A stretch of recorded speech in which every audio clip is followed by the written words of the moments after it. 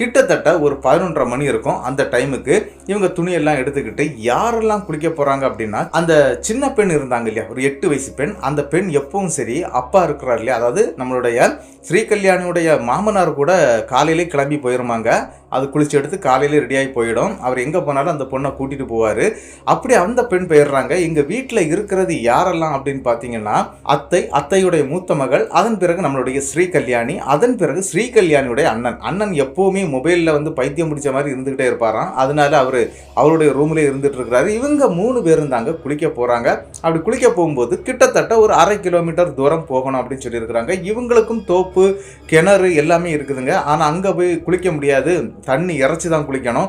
இது அப்படி இல்லை, படிக்கட்டு மாதிரி செய்து வச்சிருக்கிறாங்க. ரொம்ப சுலபமாக உள்ளே இறங்கி குளிச்சுட்டு துணியெல்லாம் நம்ம துவைச்சிக்கிட்டு வந்துடலாம் அப்படிங்கிறது மாதிரி யோசிச்சுட்டு தாங்க அங்கேயும் போகிறாங்க. அப்படி அந்த பட்டப்பகல் நேரத்தில் கிட்டத்தட்ட 12 மணிக்கு அந்த இடத்துக்கும் போய் சேர்றாங்க. அப்படி போய் பார்க்கும்போது என்ன நடந்துச்சு அப்படின்னு பார்த்தீங்கன்னா, அங்கே யாருமே இல்லைங்க.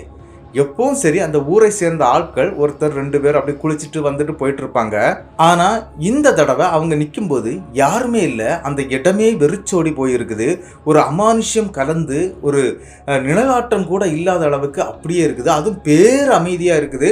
தென்னந்தோப்பு, வாழைமரம் அப்படின்னு சொல்லிக்கிட்டு பயங்கரமான ஒரு தோட்டங்க அது. அந்த தோட்டத்துக்குள்ள யாருமே இல்லை. இவங்களும் அந்த ஊரை விட்டு ஒரு 1/2 கிலோமீட்டர் வந்தால் தான் இந்த இடத்துல குளிக்க முடியும்.